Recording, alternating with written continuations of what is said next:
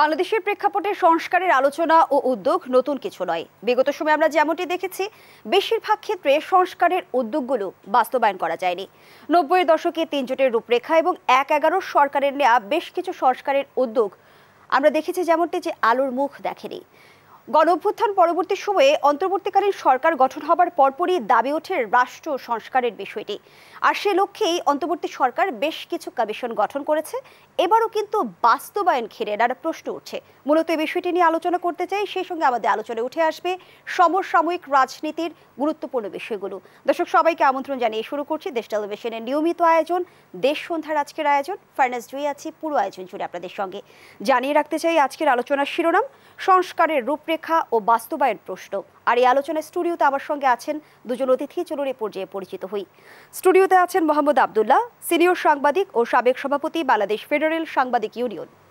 সেই সঙ্গে আরও আছেন AK-এম রেজাউল করিম, গবেষক, মানবাধিকার কর্মী ও রাজনীতি বিশ্লেষক।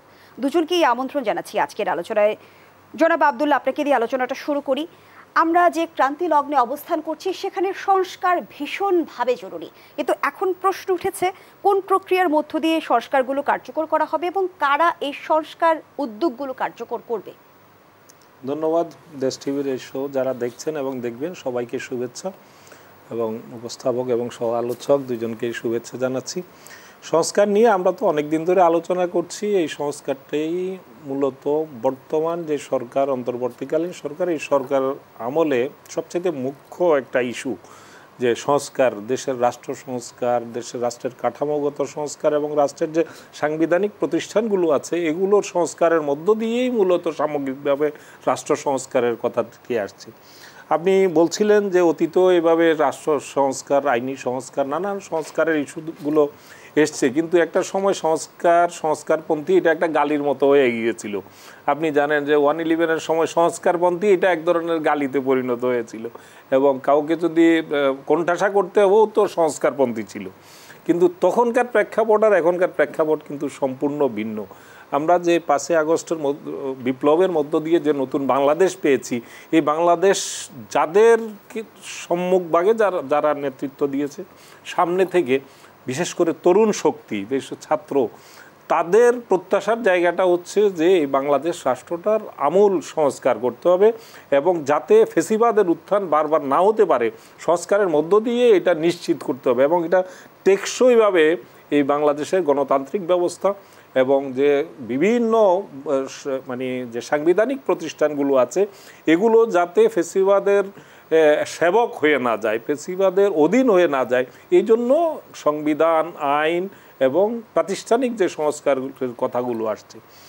আমি একটা ইতিবাচক জায়গার কথা দিয়ে আজকে এই আলোচনাটা টানতে চাই। সেটা হচ্ছে যে গতকাল দেশের বর্তমানে বৃহত্তম রাজনৈতিক দল, বর্তমান সক্রিয় বৃহত্তম রাজনৈতিক দল যেটি বাংলাদেশ জাতীয়তাবাদী দল, যারা ক্ষমতার আগামী দিনে ক্ষমতার প্রত্যাশী, এবং অনেকেই ধারণা করছেন নির্বাচনের মধ্য দিয়ে বিএনপি ক্ষমতায় যাবে, এবং আরেকটি বৃহৎ রাজনৈতিক দল জামাতে ইসলামী, তারাও 300 আসনে নির্বাচনের প্রস্তুতি নিচ্ছে। তারা বলেছে 300 আসনের প্রার্থী তারা চূড়ান্ত করেছে।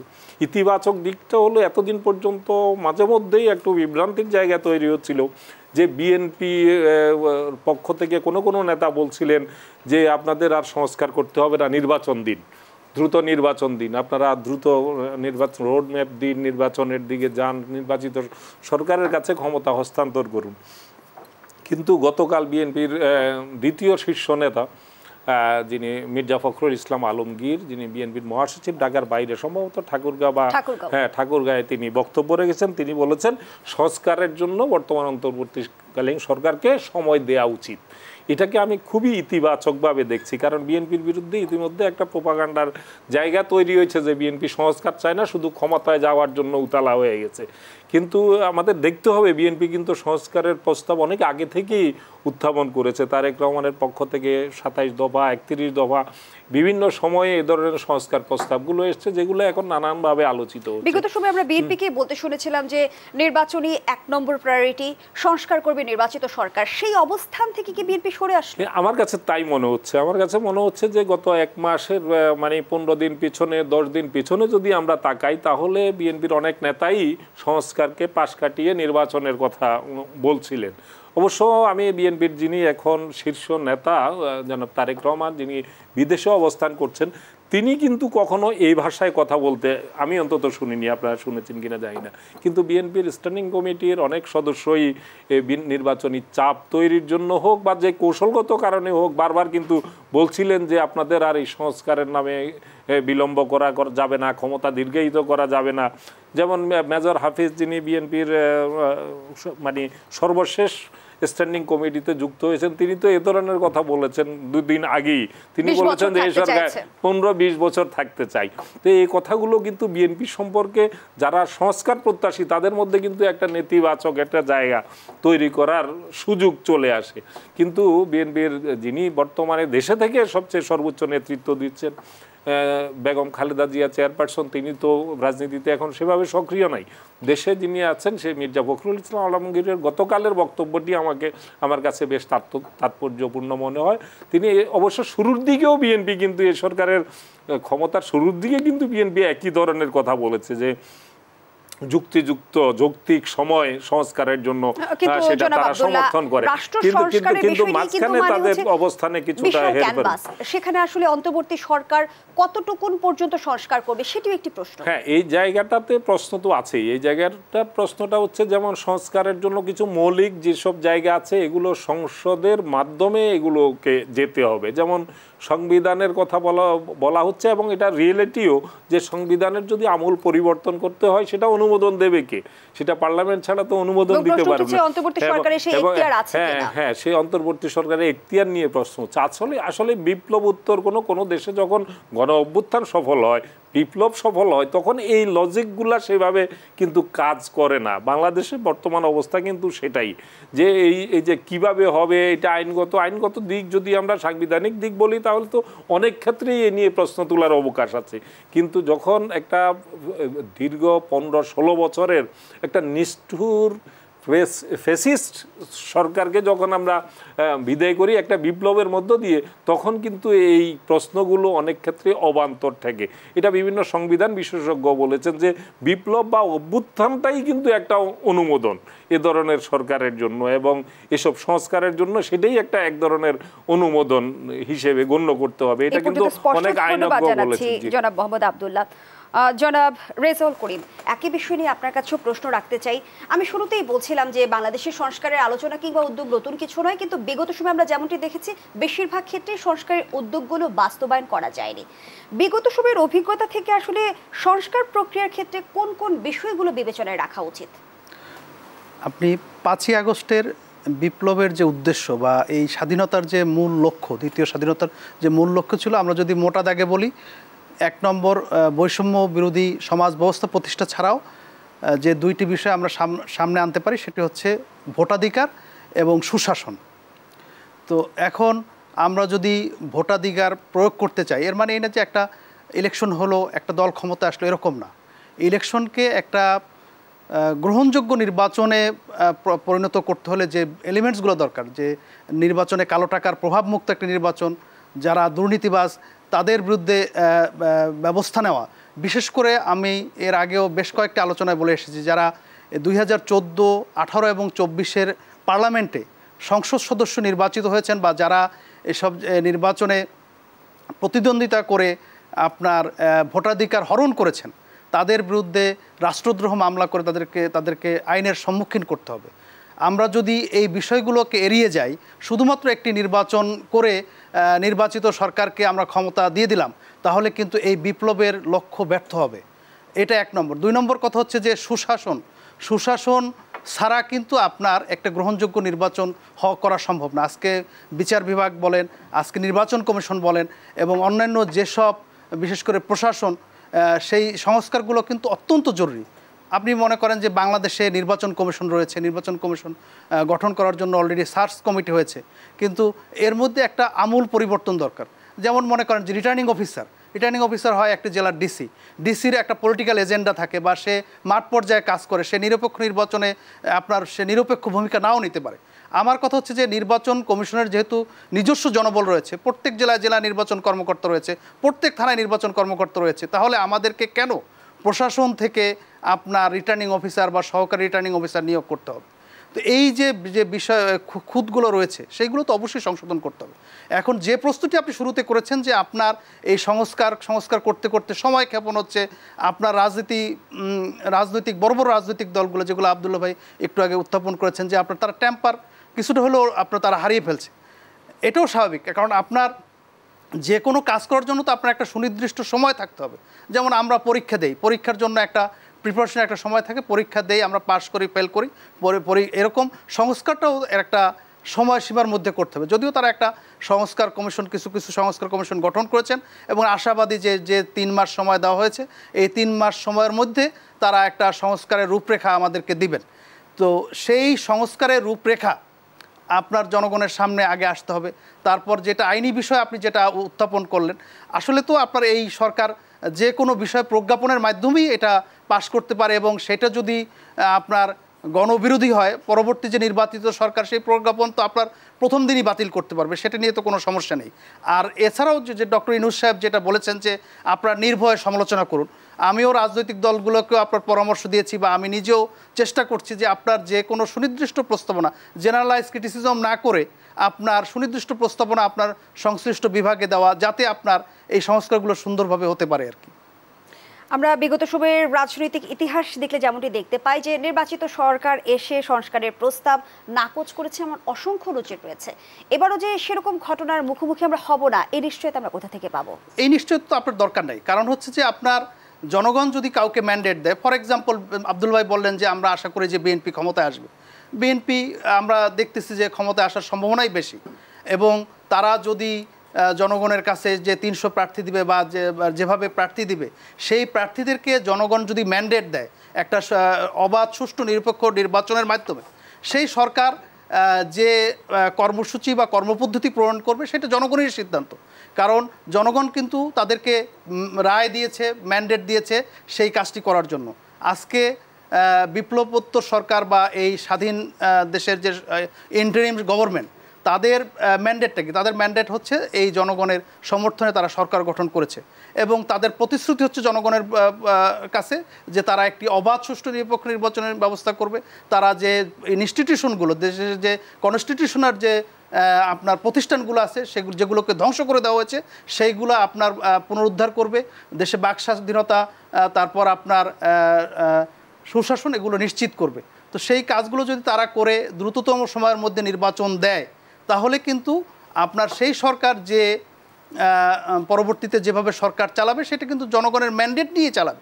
এবং সবচেয়ে বড় কথা হচ্ছে প্রতি 5 বছর পর যদি আপনার এই বিগত সরকারের মতো যদি আপনার নির্বাচনহীন না হয়, তাহলে কিন্তু যদি এই সরকার যদি ঠিকমতো কাজ না করে তাদেরকে তো চেঞ্জ করার সুযোগ থাকবে।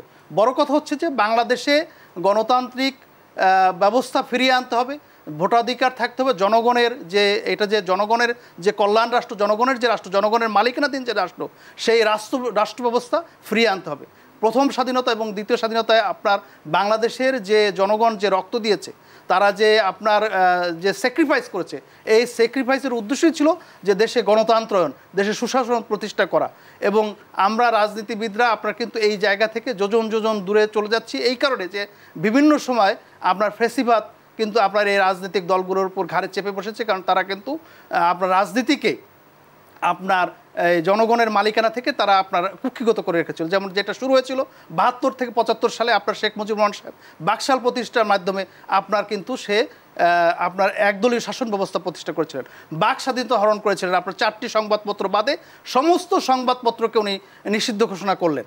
তো এই যে আপনার মনে করেন যে গত 16 বছর 17 বছরেও কিন্তু আমরা ঠিক মতো কথা বলতে পারি নাই, টক শোতে আপনার ঠিক মতো কথা বলা যায়নি, নিয়ন্ত্রিত ছিল, এই কথা বলতে হবে, ওই কথা বলতে হবে, দালালি করতে হবে। আপনার একটা বড় সুবিধা কিন্তু আমরা এই স্বাধীনতা অলরেডি পেয়েছি যে আমরা এখানে বসে গলাবাজি করতে পারতেছি, কথা বলতে পারতেছি। হ্যাঁ, আমাদের কথা যৌক্তিক কিংবা অযৌক্তিক সেটা জনগণ বিচার করবে, কিন্তু আমার আইনগতভাবে আইনি কথা বলার কিন্তু আমার সুযোগ রয়েছে। গণঅভ্যুত্থানের মধ্য দিয়ে পরিবর্তনটা এসেছে। ধন্যবাদ জানাচ্ছি জনাব রেজাউল করিম। জনাব আব্দুল্লাহ, যেমনটি আমরা দেখেছি দশম, একাদশ, দ্বাদশ 3টি বিতর্কিত নির্বাচন হয়েছে এবং রাজনৈতিক অঙ্গনে যে আলোচনা এখন সবচেয়ে বেশি চলছে সেটা হচ্ছে দ্রুততম সময়ের মধ্যে নির্বাচন। কিছুক্ষণ আগে আপনি বলছিলেন প্রথম অংশে এই বিষয়টি নিয়ে, কিন্তু দ্রুততম সময়ে নির্বাচন আসলে নিশ্চিত করা কি সম্ভব যেভাবে নির্বাচনী ব্যবস্থা ভেঙে পড়েছে? না, সেটা আমি আগেই বলেছি যে নির্বাচনী ব্যবস্থা সংস্কার ছাড়া নির্বাচনের দাবি এখন জনগণ গ্রহণ করবে বলে মনে হয় না। প্রথম কথা হচ্ছে নির্বাচন হতে হবে একটি নির্বাচিত সরকারের বিকল্প নির্বাচিত সরকার। জনগণের ভোটে নির্বাচিত সরকারটার বিকল্পই হচ্ছে জনগণের ভোটে নির্বাচিত সরকার। এখন যে সরকারটি চলছে সেটা অন্তর্বর্তীকালীন সরকার। এই সরকার দীর্ঘায়িত হবে, এই সরকারি স্থায়ী রূপ, এটা তো আমরা কেউ বলছি না, কিন্তু এই সরকারটা কোন প্রেক্ষাপটে এসছে সেটা আমাদেরকে ভাবতে হবে। যে গণ অভ্যুত্থানের মধ্য দিয়ে এই সরকার এসছে, এই সরকারের কাছে এই সরকারের ম্যান্ডেটটা কি? এই সরকারের ম্যান্ডেট হচ্ছে ছাত্র জনতার যে অভ্যুত্থান, জনগণের আপামর জনসাধারণের গুটি কতক আওয়ামী লীগের একেবারে মানে দোসর, আওয়ামী লীগের সুবিধাভোগী, আওয়ামী লীগের লুটেরা শ্রেণী ছাড়া বাকি সবার কিন্তু এই গণ অভ্যুত্থানের সমর্থন ছিল। এই সরকারের এটাই কিন্তু শক্তির জায়গা। এই কারণেই সংস্কারের কাজটি এই সরকারের হাত দিয়ে হতে হবে। এটার ব্যাপারে খুব বেশি দ্বিমত আছে আমি কিন্তু দেখছি না। আমি আগেই বলেছি যে বিএনপিও এর আগে সংস্কারের কথা বলেছে এবং তারাও এমন কিছু কাজ আছে যেগুলা তারা চাইলেও তারা ক্ষমতায় গিয়ে ওইসব সংস্কার করতে পারবে। বর্তমান বাস্তবতা জনাব আব্দুল্লাহ, আমরা সংস্কারের গতিকে কেমন ভাবে দেখছি সেই সঙ্গে আমরা দেখছি একের পর এক সংকট কিন্তু আমাদের উপরে এসে ভর করছে। গতি নিয়ে প্রশ্ন আমারও আছে। হ্যাঁ, প্রশ্ন রেখে যেতে চাই, একটা বিরতির সময় হয়েছে। দর্শক, দেশ সন্ধানের এই পর্যায়ে একটা বিরতি নিচ্ছি, সাথেই থাকুন। আবারও আমন্ত্রণ, আপনারা দেখছেন দেশ টেলিভিশনের নিয়মিত আয়োজন দেশ সন্ধ্যা। আমরা আবারও ফিরছি আলোচনায়। জনাব আব্দুল্লাহ, যে আলোচনায় আমরা ছিলাম, গণঅভ্যুত্থানের পরবর্তী সময়ে আমরা দেখছি একের পর এক সংকট কিন্তু আমাদের সামনে এসছে। আমরা অন্তর্বর্তীকালীন সরকার দায়িত্ব গ্রহণের পর যখন রাষ্ট্র সংস্কারের বিষয়টি নিয়ে নানা মহলে আলোচনা হয়েছে, একই সঙ্গে কিন্তু আমরা দেখছি নানা সংকটও সরকারকে সামাল দিতে হচ্ছে। রাষ্ট্রপতির অপসারণ থেকে শুরু করে রাজনৈতিক দল নিষিদ্ধ, সংবিধান সংস্কার এবং সবশেষ নতুন উপদেষ্টা নিয়োগের বিষয়ে যে বিতর্ক আমরা দেখছি, এই একের পর এক সংকটের কথা যদি আমরা বলি, সেটি কি আসলে সংস্কারের গতিকে মন্থর করে তুলছে? এটা আমাদেরকে স্মরণ রাখতে হবে যে বর্তমান সরকারটি কিন্তু অন্তর্বর্তী সরকার, একই সঙ্গে এদের রাজনৈতিক ভিত্তি কিন্তু পলিটিক্যাল যে একটা বেস দরকার হয় সেটা কিন্তু এই সরকারের নাই।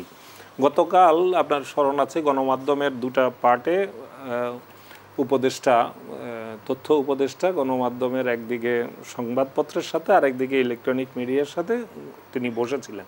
তিনি সেখানে অকপটে স্বীকার করেছেন যে আমাদের দুর্বলতার জায়গাটা হচ্ছে যে আমরা এই কজন উপদেষ্টা ছাড়া আমাদের কোনো মাঠ পর্যায়ে আমাদের কোনো চেইন অফ কমান্ড সেভাবে নাই। একটি রাজনৈতিক দলের যেভাবে একটা যে কোনো একটা কর্মসূচি বা একটা বক্তব্য দিলে সেটা যে একদম গ্রাসরুট লেভেল পর্যন্ত রাজনৈতিক দলের কর্মীর মাধ্যমে চলে যায়, সেটা কিন্তু আমাদের সেই ধরনের কোনো মেকানিজম আমাদের কাছে নাই। তো সুতরাং এই জায়গাটাতে তিনি গণমাধ্যমের সহযোগিতা চেয়েছেন।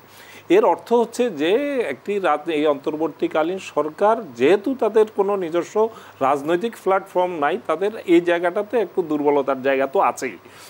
আবার প্রত্যাশার চাপটা অত্যধিক। একটি রাজনৈতিক দলের উপর যে প্রত্যাশা থাকে তার চেয়ে তো অনেক অনেক বেশি প্রত্যাশা বর্তমান সরকারের উপর। একই সঙ্গে আরেকটা বিষয় খেয়াল রাখতে হবে, 15 বছরের একটি সাজানো তাদের ক্ষমতা চিরস্থায়ী করার যে একটা বন্দোবস্ত নিয়ে বসেছিল, তাদের যে একটা সাজানো প্রশাসন, সাজানো তা কাঠামো, এই কাঠামোটাতে যখন ছেদ পড়েছে, এতে করে যারা ছিটকে পড়েছে তারা কিন্তু বসে নেই।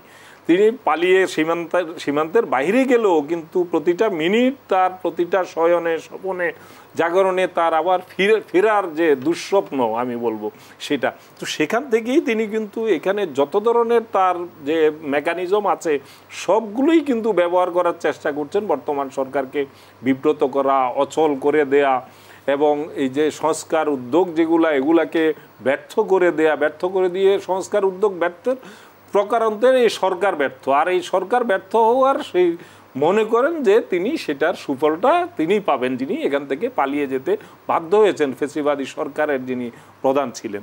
তো এই জায়গাগুলোতে যেভাবে অ্যাড্রেস করা দরকার, আমি মনে করি যে সেভাবে সরকারের জায়গা থেকে অ্যাড্রেস করার জায়গাটাতে কিছুটা সীমাবদ্ধতা যেমন আছে, কিছুটা ব্যর্থতার জায়গাও আছে। এই সব মিলিয়েই কিছু কিছু বিশৃঙ্খলার সৃষ্টি হচ্ছে, অনেক জায়গায় সমস্যা তৈরি হচ্ছে এবং বিভিন্ন সেই দাবির দেশে পরিণত হয়েছে। সবার একসঙ্গে দাবিগুলো এখনই আদায় করে নিতে। এই দাবিগুলো কখন আসে? যখন মনে করে যে এটা দুর্বল সরকার, আমার এখনই সময় আমার দাবিগুলো আদায় করে নেওয়ার। এখন রাজনৈতিক সরকার হলে কি হতো যে মাঠ পর্যায়ে এগুলাকে মোকাবিলা করার মতো একটা শক্তি থাকতো, সেটা সহিংস প্রক্রিয়ায় হয়তো আওয়ামী লীগ করেছে, অহিংস প্রক্রিয়ায়ও করার সুযোগ ছিল। আবার অহিংস প্রক্রিয়া অনেক সময় এটা থাকে না, এক পর্যায়ে গিয়ে মোকাবিলা করতে গিয়ে সহিংস প্রক্রিয়ায় চলে যায়। তো এই জায়গাগুলোর কারণে নিশ্চয়ই সংস্কারের যে কাজগুলো এগুলো আমি বিশেষভাবে আমি একটু হতাশা ব্যক্ত করতে চাই। সংস্কার কমিটির মধ্যে নির্বাচন সংক্রান্ত সংস্কার কমিটির কিছুটা নড়াচড়া আমরা দেখছি, অন্য সংস্কার কমিশনগুলো বিশেষ করে সংবিধান সংস্কার কমিশন দু একটি তাদের আলাপ আলোচনা আমরা দেখছি, কিন্তু জনপ্রশাসন সংস্কার সহ অন্যান্য যে সংস্কার কমিশনগুলো কয়েকটি 4টি সংস্কার কমিশন তো পূর্ণাঙ্গ রূপই লাভ করেনি। তো সেগুলো দ্রুত পূর্ণাঙ্গ রূপ লাভ করা দরকার। যেমন এর মধ্যে একটা গণমাধ্যম সংস্কার কমিশনও আছে, যেটা আমাদের অত্যন্ত প্রত্যাশার জায়গা, যে এখানে ব্যাপক সংস্কারের প্রয়োজন। তো এই জায়গাগুলোতে এই যে মন্থর গতি, এবং এই মন্থর গতি রাজনৈতিক দলগুলোকে যারা ক্ষমতা প্রত্যাশী তাদেরকে অনেকখানি উদ্বিগ্ন করে তুলছে। তারা মনে করছে যে এই সংস্কারের ধীরগতি মানেই হচ্ছে যে এই ক্ষমতার, এই সরকারের ক্ষমতা প্রলম্বিত করা। আর এই প্রলম্বিত ইচ্ছাকৃত অনিচ্ছাকৃত যেভাবেই হোক না কেন, কিন্তু যারা ক্ষমতার অপেক্ষায় আছে তাদের ধৈর্যের জায়গাটাতে অনেক সময় মানে বিচ্যুতি ঘটছে। এই বিচ্যুতির জায়গাগুলো এখানে একটা সমন্বয়ের একটা জায়গা থাকা দরকার, যেই জায়গাটাতে যে এটা রাজনৈতিক দলগুলোর সাথেও একটা বোঝাপড়ার জায়গা থাকা দরকার, যাতে করে রাজনৈতিক দলগুলো এই সরকারের পক্ষ থেকে ভুল বার্তা না নেয় যে সরকার যেটা, যেমনটি মেজর হাফিজ বলছেন যে 15-20 বছর থাকতে, যে আমি তো এটা বিশ্বাস করি না। কারণ ডক্টর ইউনূস এই প্রসঙ্গে কিন্তু একটি প্রশ্নের উত্তরে বলেছিলেন, তাকে প্রশ্ন করা হয়েছিল যে আপনারা কতদিন থাকবেন, তিনি বলেছেন জনগণ যতদিন রাখবে। জনগণ যতদিন রাখবে এই কথাটার মধ্য দিয়ে উনি বুঝাতে চেয়েছেন পরবর্তী ব্যাখ্যায় যেটা এসছে, যে যারা তাকে জোর করে অনেকটা এখানে এনেছেন তারা যতদিন চায় ততদিন। এর অর্থ হলো এই যে কাজগুলো, যে দায়িত্বটা তার হাতে দেওয়া হয়েছে, এই দায়িত্বগুলো সম্পন্ন করা তার একটা কর্তব্য, সেই কর্তব্যটা পালন করে বর্তমান সময়ে আমরা যে নতুন উপদেষ্টা নিয়োগের ক্ষেত্রে যে সমালোচনার ঝড় দেখছি, এটা একটা বড় দিক যে আসলে বাংলাদেশের মানুষের অবস্থা হচ্ছে কি, আমরা বিভিন্ন ইস্যুতে আমাদের যখন আমরা প্রতিক্রিয়া ব্যক্ত করি, অনেক সময় এটার আমরা এক্ষেত্রে আমরা পরিমিতিবোধের জায়গায়ও আমাদের একটা সমস্যা আছে। এই উপদেষ্টা নিয়োগের ক্ষেত্রে কিছুটা সমস্যা তো হয়েছে, বিবেচনার বোধের জায়গাটাতে আমরা ঘাটতি দেখেছি। এখানে আরও এক্ষেত্রে আরও বিচক্ষণতার পরিচয় দেওয়া দরকার ছিল। আবার এই জায়গাটাতে কিছু কিছু প্রোপাগান্ডার জায়গাও আছে, যেমন বাণিজ্য উপদেষ্টার বিষয়গুলো আমি অন্তত পক্ষে সংবাদ মাধ্যম এবং ব্যক্তিগতভাবে খোঁজখবর নিয়ে আমি যতটুকু জেনেছি, তার বিরুদ্ধে যে মামলাটি হয়েছে একেবারেই এটা মানে আরও অনেকগুলো মামলা যেভাবে হচ্ছে ডালাওভাবে অনেকটা সে ধরনের একটি মামলা। এবং তার ভূমিকা, আমরা যেহেতু এই সমাজেই বাস করি, তার ভূমিকা কি ছিল, ফেসিবাদের সহায়ক ছিল না বিরোধী ছিল, এই বিষয়গুলো আমরা যে একেবারেই জানি না তা না। তার ইস্যুটাতে যেভাবে জিনিসটাকে সামনে আনছে, সেই জায়গাটাতে আমার ব্যক্তিগত মত যদি বলেন, আমি মনে করি এটা এক ধরনের বাড়াবাড়ির জায়গা হয়ে যাচ্ছে, যে তাকে যেভাবে ফেসিবাদের দোষর হিসেবে প্রতিবাদ করে। কারণ তার ট্র্যাক রেকর্ড, ট্র্যাক রেকর্ডের জায়গাটা যেটা আমরা জানি সেটা এটার সাথে মিলছে, স্পষ্ট।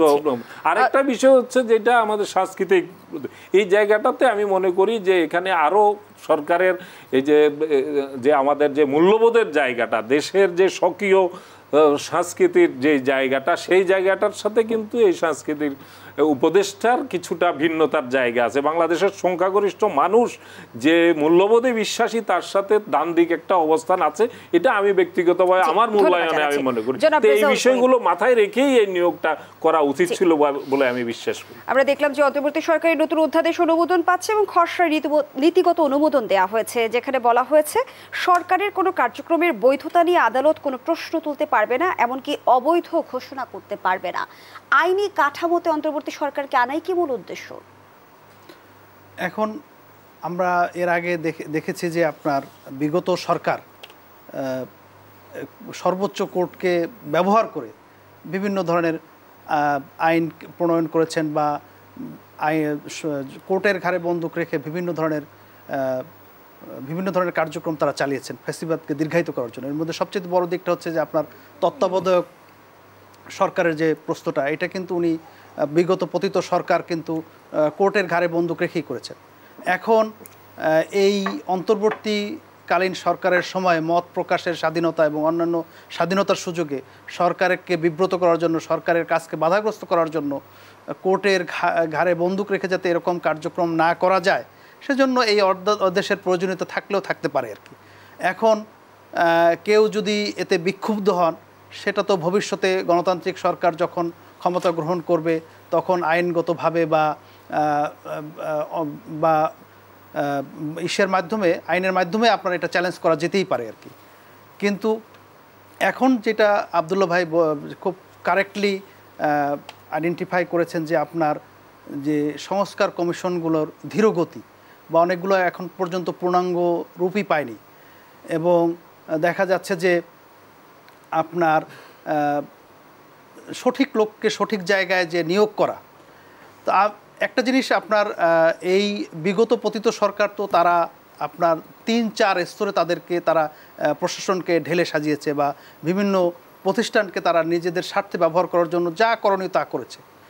এখন এটা থেকে উদ্ধারের কিন্তু যে রাস্তা, সেটা যেহেতু তাদের এই যে প্রজ্ঞাপন জারি করে অনেক কিছু তারা করতে পারেন, কিন্তু এই যে চুক্তিভিত্তিক নিয়োগ বা আপনার বিবেচনায় যে উপদেষ্টা নিয়োগ করছেন বা বিভিন্ন পদে লোক নিয়োগ করছেন, বিশেষ করে উপদেষ্টার কথাটা আমি বাদ দিলাম, কারণ সেটা তো আর একটা চাকরি না, এটা একটা সেবা।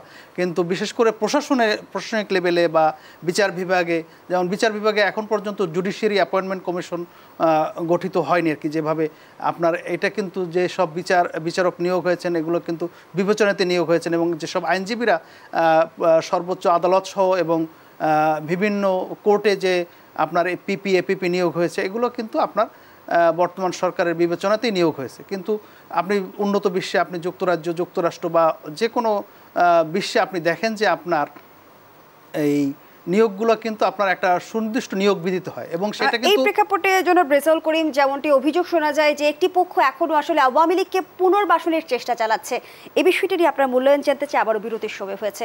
দর্শক, দেশ সন্ধ্যার এই পর্যায়ে আবারও বিরতি নিচ্ছি, সাথেই থাকুন। ফিরে এলাম, আপনারা দেখছেন দেশ সন্ধ্যা। আমরা আবারও ফিরছি আলোচনায়। জনাব রেজাউল করিম, যে আলোচনায় আমরা ছিলাম, যেমনটি আমরা দেখেছি যে নতুন উপদেষ্টা নিয়োগের প্রতিবাদে এই কর্মসূচিতে কিন্তু কার প্রেসক্রিপশন উপদেষ্টা পদে আওয়ামী লীগের দোসর, এমন প্রশ্ন রেখেছে বৈষম্য বিরোধী ছাত্র আন্দোলনের ছাত্ররা। সেই সঙ্গে আবার একটি পক্ষ অভিযোগ করছে যে সরকারের ভেতরেই একটি পক্ষ রয়েছে যারা আওয়ামী লীগকে পুনর্বাসন করতে চাইছে। এই বিষয়গুলো নিয়ে আপনার মূল্যায়ন? আওয়ামী লীগ তো তারা চাইবে যে তাদের লোকদেরকে পুনর্বাসন করা বা তাদের লোকদেরকে প্রশাসনের সব জায়গাতে যেভাবে তারা রাজত্ব করেছে, যে প্রথম ব্যাচ গেলে দ্বিতীয় ব্যাচ, তৃতীয় ব্যাচ, চতুর্থ ব্যাচ, এটা তো তারা চাইবে, এটাই স্বাভাবিক। এবং এইটাকে সামনে রেখেই কিন্তু বর্তমান সরকারকে কাজ করতে হবে আর কি। আব্দুল্লাহ ভাই যেটি বলছিলেন যে আপনার এই যে নাহিদ সাহেব আপনার স্বীকার করেছেন যে আপনার তাদের মাঠ পর্যায়ে চেইন অফ কমান্ড নেই। তো এখন চেইন অফ কমান্ড নেই এই অজুহাত দিলে তো আর আপনার চলবে না। কারণ হচ্ছে যে আপনার রাষ্ট্র পরিচালনার জন্য এক্সপার্টিস হচ্ছে পলিটিশিয়ানরা, এবং যারা যেসব রাজনৈতিক দল বাংলাদেশে এখন গণতান্ত্রিক আন্দোলনে যারা শরিক হয়েছিল, তারা তো আর এই সরকারের প্রতিপক্ষ না। আপনারা দেখছেন যে ওই যে শেখ হাসিনা যখন পালিয়ে গেল ভারতে, তখন মোদী সরকার কিন্তু সর্বদলীয় মিটিং ডেকেছেন এবং সেখানে তারা সর্বসম্মতিক্রমে কিন্তু হাসিনাকে আশ্রয় দিয়েছেন। তো এখন দেশের ইস্যুতে আপনার এই বর্তমান সরকারের যে এজেন্ডা বাস্তবায়নের জন্য আপনার কিন্তু রাজনৈতিক দলগুলোই হচ্ছে মূল চালিকা শক্তি। কারণ তাদের আপনার বিএনপি বা জামাত ইসলামী বা অন্যান্য যেসব দল রয়েছে, যাদের সারা দেশব্যাপী সংগঠন রয়েছে, কর্মী রয়েছে, তারা কিন্তু তাদের একটা চেইন অফ কমান্ড আছে। এখন যেসব বিষয়গুলোতে আপনার রাজনৈতিক দলগুলোর সহযোগী দরকার, সেই ক্ষেত্রে রাজনৈতিক দলগুলোকে নিয়ে একটা অ্যাডভাইজরি কমিটি করে তাদের পরামর্শ নেওয়া, তাদের সহযোগিতা নেওয়া, এইটা করলে কিন্তু আপনার এরকম সরকারকে বিব্রত হতে হয় না। আর অবশ্যই আপনার মানে যদি সরকারের ভালো বা মন্দ এইটা সমালোচনা করা বা এটার পক্ষে বলা বিপক্ষে বলা, এটার তো এই অধিকার তো জনগণের আছে, এবং এই অধিকার প্রতিষ্ঠা করার জন্যই কিন্তু আমরা এই আন্দোলন করেছি। এবং সবচেয়ে বড় কথা হচ্ছে যে আপনার সমালোচনা হতেই পারে, কিন্তু যদি কেউ উদ্দেশ্যমূলকভাবে সরকারকে বিব্রত করতে যায় এবং সরকারের যে দায়িত্ব একটি অবাধ সুষ্ঠু নিরপেক্ষ নির্বাচন করার জন্য যে তাদের যে প্রস্তুতি, সেই প্রস্তুতিকে যদি কেউ বাধাগ্রস্ত করতে চায়, সেটা জনগণ, রাজনৈতিক দলগুলো এবং যারা এই আন্দোলনে যারা মানে শরিক হয়েছেন, তারা অবশ্যই এটাকে সম্মিলিতভাবে মোকাবেলা করবেন। ধন্যবাদ জানাচ্ছি আপনাকে। জনাব আব্দুল্লাহ, এই মুহূর্তে রাজনৈতিক দলগুলোর সাথে অন্তর্বর্তীকালীন সরকারের সম্পর্কটা কেমন? অন্তর্বর্তী সরকার কি সহযোগিতা চাইছে না, নাকি রাজনৈতিক দলগুলো নিজেদের জায়গা থেকে সহযোগিতা করছে না? খুব কঠিন প্রশ্ন এটা। আমি যদি এক কথায় বলতে হয়, আমি বলবো অম্ল মধুর সম্পর্ক। এটার মধ্যে কিছুটা কখনো কখনো ভালো যাচ্ছে, কখনো আবার কিছু কিছু ইস্যুতে খারাপ যাচ্ছে, তবে যোগাযোগ তাদের মধ্যে আছে। এটা আমি এই জন্য বলবো, আপনি দেখবেন যে বিভিন্ন যে পোস্টিংগুলো আছে, বিভিন্ন এই সরকারের যে বিভিন্ন বদলি, পদায়ন, এই জায়গাগুলোতে কিন্তু এই সরকারের যেহেতু নিজস্ব দল নাই, দলীয় সেভাবে বিভিন্ন পর্যায়ে সেট আপ করার মতো সেই লোকবলও কিন্তু সেভাবে নাই। তো এগুলো নিতে গিয়ে কিন্তু হয় বিএনপি ঘরানার লোককে নিতে হচ্ছে, অথবা জামাত সমর্থিত বা সমমনা কাউকে বসাতে হচ্ছে কোথাও না কোথাও। তো এই বিষয়গুলো নিয়ে এক ধরনের যোগাযোগ কিন্তু সরকারের সাথে বোঝাপড়ার জায়গা এক ধরনের কিন্তু আছে। এটা আমরা জানি, কাছে থেকে আমরা যেহেতু দেখছি, আমরা জানি যে এক ধরনের যোগাযোগ কিন্তু আছে। আবার সংস্কার ইস্যুতে আগেই যেমনটি বলছিলাম যে সংস্কার ইস্যুতে মন কষাকষি, দর কষাকষি, এই জায়গাটা কিন্তু থাকবেই। যে কোনো রাজনৈতিক দলই চাইবে যত দ্রুত তারা ক্ষমতার স্বাদ পেতে পারে, এটা চাওয়াটা কোনো অন্যায় না। এবং বিএনপি জামাত দুটি দলই গত 15 বছরে কি পরিমাণ, কি মাত্রায় নিপীড়নের শিকার হয়েছে, এটা তো মানে বর্ণনাতীত। তাদের এই দুটি দলকে নিশ্চিহ্ন করে ফেলার জন্য যা যা কিছু করা দরকার, ফ্যাসিবাদী সরকার এবং দল হিসাবে আওয়ামী লীগ হেন কাজ নাই, হেন নিপীড়ন নাই যেটা করে নাই। স্বাভাবিকভাবে এখানে কিছু করে। আবার আরেকটা দিক আমি এখানে উল্লেখ করতে চাই, বিএনপির জন্য এই সরকারটা, বর্তমান সরকারটা কিন্তু এক ধরনের আশীর্বাদ আমি এই অর্থে বলবো। বিএনপি নেতার, শীর্ষ নেতা তারেক রহমানের বিরুদ্ধে অনেকগুলো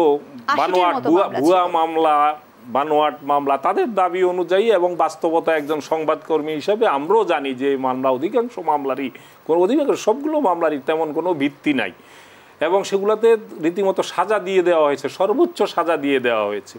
এছাড়া 100 মামলা, 50টি মামলা, কারো 150 মামলা, এভাবে লক্ষ লক্ষ নেতাকর্মী কিন্তু এই বিগত সরকারের মিথ্যা গায়েবী মামলায় আসামি হয়ে আছে। বিশেষ করে যদি আমি খালেদা জিয়া, সাবেক প্রধানমন্ত্রী, তার কথা বলি, তারেক রহমানের কথা বলি, মির্জা ফখরুল ইসলাম বা বিএনপির শীর্ষ নেতাদের কথা বলি, যদি সরাসরি কোনো একটা পরিবর্তনের মধ্য দিয়ে তারা ক্ষমতায় আসার সুযোগ হতো, তাদের হাত দিয়ে যদি এই মামলাগুলো নিষ্পত্তি হতো, এখন যেভাবে হচ্ছে উচ্চ আদালতের মাধ্যমে, আজকেও অনেকগুলো মামলা, তারেক রহমানের মামলা খারিজ হয়ে গেছে, এর আগে বেগম খালেদা জিয়ার মামলাগুলোর কোনো মেরিট না থাকায় এগুলো খারিজ হয়ে যাচ্ছে। এইগুলো যদি আজকে ক্ষমতার চেয়ারে যদি বিএনপি থাকতো আর এই মামলাগুলো খারিজ হতো, তাহলে এটা কিন্তু একটা বড় ধরনের প্রশ্নের জায়গা তৈরি করতো, এবং সেটা ভবিষ্যতেও এ নিয়ে প্রশ্ন তোলার কিন্তু একটা অবকাশ থেকে যেত। এটা অন্তর্বর্তীকালীন সরকারের সময়ে এগুলা হচ্ছে বিদায়, এ থেকে কিন্তু এক ধরনের বিএনপির পরোক্ষ কিন্তু সুবিধার জায়গা তৈরি হচ্ছে। একই সঙ্গে জামাতের ক্ষেত্রেও আমি বলতে পারি। তো এটা যত তারা চাচ্ছে যে খুব দ্রুত এই মামলাগুলো নিষ্পত্তি হোক, যে গতিতে চাচ্ছেন সেই গতিতে হচ্ছে না, কিন্তু আমি দেখছি যে হচ্ছে। রাজনীতিতে আমরা দেখছি আরো একটি বিষয় নিয়ে তোড়জোড় আলোচনা চলছে, সেটা হচ্ছে আওয়ামী লীগের পুনর্বাসন। আসলেই কি সংবাদের কোনো ভিত্তি আছে? না, সেটা ভিত্তি থাকবে না কেন? আওয়ামী লীগ একটি বাংলাদেশের বড় রাজনৈতিক দল, এটা অস্বীকার করলে তো সত্যকে অস্বীকার করা হবে। তাদের চরিত্রগতভাবে, তাদের মজ্জাগতভাবে তারা ফ্যাসিজমকে লালন করে, এটা সত্য। যেমন একটি বড় রাজনৈতিক দল, একটা ঐতিহ্যের রাজনৈতিক দল, স্বাধীনতা সংগ্রামের একটি রাজনৈতিক দল, এই কথাগুলো যেমন আওয়ামী লীগের ক্ষেত্রে মানে সত্য, একই সঙ্গে আওয়ামী লীগ তাদের মনে মগজে মজ্জাগতভাবে তারা ফ্যাসিজমকে লালন করে। তারা ভিন্ন মত সহ্য করতে পারে না, তাদের বাক স্বাধীনতা সহ্য করতে পারে না, স্বাধীন বিচার ব্যবস্থা তাদের সহ্য হয় না। এই কথাগুলোও সত্য, তারা এটা বারবার প্রমাণ করেছে যতবার আওয়ামী লীগ ক্ষমতায় এসছে। যিনি সর্বশেষ যিনি পালিয়ে গেছেন ক্ষমতা ছেড়ে, তার পিতা যখন ছিলেন তখনও যেমনটি উনি বলছিলেন যে সকল দল, রাজনৈতিক দল মানে বিলোপ করে দিয়েছেন, সংবাদপত্র সকল সংবাদপত্র বিলোপ করে দিয়েছেন, বিচার বিভাগকে একেবারে তার কৃতদাসের জায়গায় নিয়ে গিয়েছিলেন। তো এই জায়গাগুলো তাদের মজ্জাগতভাবেই আওয়ামী লীগ সবসময় স্বৈরাচারী ফেসিবাদ এগুলো হলো তাদের ডিএনএতে আছে। ডিএনএতে থাকার কারণে এখন তারা তো ফিরতে চাইবেই, কিন্তু আমি বিশ্বাস করি এবারের পরিবর্তনটা একটু অন্য ধরনের পরিবর্তন। তো এখানে যারা এখন রাজনীতিতে আছে, বিএনপি, জামাত বা অন্যান্য ইসলামপন্থী আরও অনেক বড় বড় দল আছে, হেফাজত আছে, চরমোনাই পীরের দল আছে, আরও অনেকগুলো রাজনৈতিক দল আছে, জাতীয় পার্টি একটা ফেসিবাদের সেই সহায়ক শক্তি আছে। তারা ছাড়া, একমাত্র ফেসিবাদের সহায়ক কয়েকটি রাজনৈতিক দল ছাড়া বাকি সমস্ত রাজনৈতিক দল তাদের ভেতরকার নানা ইস্যুতে তাদের মধ্যে বিরোধ ভিন্নমত হতে পারে, কিন্তু এই ফেসিবাদী শক্তি আওয়ামী লীগ ফেরার ব্যাপারে তারা কিন্তু এক সেকেন্ডও চিন্তা করবে না তাদেরকে প্রতিহত করার ব্যাপারে। তো সুতরাং এই জন্য চেষ্টা করলেই যে ফিরে আসতে পারবে। এই সরকারের দুর্বলতার কোনো জায়গায় দুর্বলতা থাকবে রাষ্ট্র পরিচালনায়, যেহেতু তাদের অভিজ্ঞতার জায়গাটাতে কিছু ঘাটতি থাকাই স্বাভাবিক, কিন্তু সেই সুযোগ নিয়ে আওয়ামী লীগ যদি ফিরতে চায়, এই সরকার শুধু সরকারের মেশিনারিজ দিয়ে প্রতিহত করতে হবে এমনটা না। এই রাজনৈতিক দলগুলো যারা গত 15 বছরে নির্যাতিত হয়েছে, নিপীড়িত হয়েছে, তারা স্ব-উদ্যোগেই কিন্তু এই আওয়ামী লীগকে প্রতিহত করার জন্য সেটা তো সর্বশেষ আমরা প্রমাণ দেখেছি। তারা এক ধরনের মাথা বের করার চেষ্টা করে কি পরিণতি হয়েছে, কোথাও কিন্তু দাঁড়াতে আমরা পারে নাই, আমরা দেখেছি। তো সুতরাং এই চেষ্টাগুলো বরং আওয়ামী লীগকে তাদের আত্ম উপলব্ধি দরকার, তাদের মধ্যে অনুশোচনা দরকার। জাতির কাছে তাদের যে গণহত্যা সহ গত 15 বছরের গুম, খুন, নিপীড়ন, লুটপাট, লক্ষ লক্ষ কোটি টাকা বাংলাদেশের থেকে নিয়ে গিয়ে বাংলাদেশকে যে একটা ফতুর করে দিয়েছে, আজকে এই সরকারের বিরুদ্ধে আমরা দ্রব্যমূল্য নিয়ে তাদেরকে অভিযুক্ত করছি, আজকে এটা সেটা নিয়ে অভিযুক্ত করছি, এটা তো কোনো বোঝবাজির ব্যাপার না। এরকম একটা শূন্য দেশ নিয়ে অনুতাপের মনোভাব পোষণ করে কিনা সেটাও কিন্তু একটি প্রশ্ন। আমরা আমাদের আয়োজনের একেবারেই শেষ পর্যায়ে অনেক ধন্যবাদ জানাচ্ছি আপনাকে, শিশুকে ধন্যবাদ জানাচ্ছি, আপনাকেও। দর্শক, এখানেই শেষ করছি দেশবন্ধুর আজকের আয়োজন। ধন্যবাদ এতক্ষণ আমাদের সাথে থাকার জন্য।